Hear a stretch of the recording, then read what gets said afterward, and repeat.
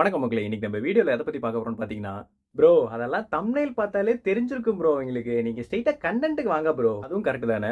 Actually பார்த்தீங்கன்னா, எனக்கு YouTubeல வர வர ஒரே ரெக்கமெண்டேஷனா வருது. என்னடா ரெக்கமெண்டேஷன் பார்த்தீங்கன்னா, ஒரே ஒரு கட்சி பேரு. உடனே நீங்க டிவிக்கே நினைக்காதீங்க. இது வேற கட்சி பேரு. என்னதுன்னு தானே யோசிக்கிறீங்க.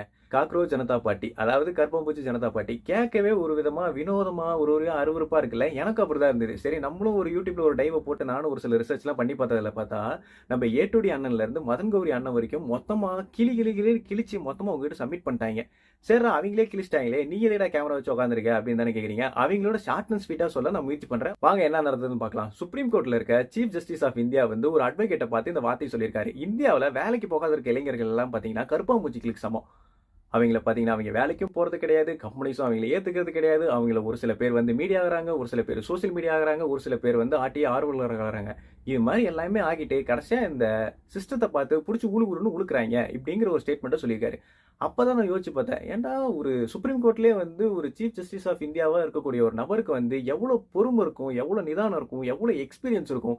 இதெல்லாம் கடந்து ஒரு மனுஷன் வாயிலிருந்து இப்படி ஒரு வார்த்தை வந்திருக்கு அப்படின்னா அவர் என்ன நடந்திருக்கும், அந்த சுச்சுவேஷன் எப்படி இருக்கும் அப்படின்னு நான் யோசிக்க ஆரம்பிச்சேன்.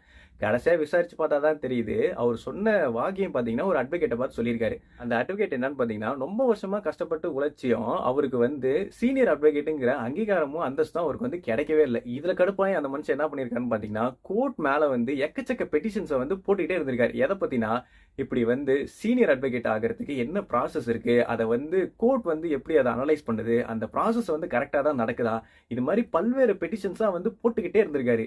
இதெல்லாம் கேட்டுக்கிட்டு இருந்த ஜட்ஜு கடைசியா ஒரு வழியா கடுப்பாயிட்டு அப்புறமேட்டு தான் இது மாதிரி வார்த்தையை விட்டுருக்காப்ல.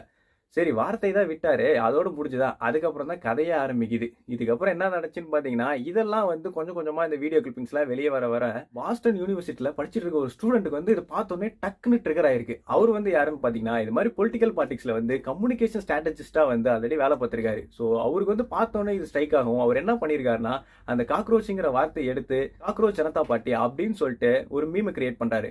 மீம் கிரியேட் பண்றாரு. அதுக்கப்புறம் அது எப்படி டெவலப் ஆகுதுன்னு பாத்தீங்கன்னா, அதுல ஒரு இன்ஸ்டாகிராம் அக்கௌண்ட் கிரியேட் பண்றாரு, ட்விட்டர் அக்கௌண்ட் கிரியேட் பண்றாரு.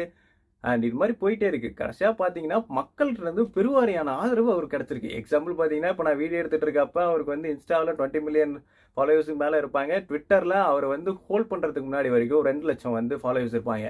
காக்ரோச் ஜனதா பார்ட்டிக்கு பெரும் ஆதரவு கொடுக்குற வகையில எக்கச்சக்க ஃபாலோவர்ஸ், எக்கச்சக்க சப்ஸ்கிரைபர்ஸ் சொல்லிட்டு ஏறிக்கிட்டே இருந்திருக்காங்க.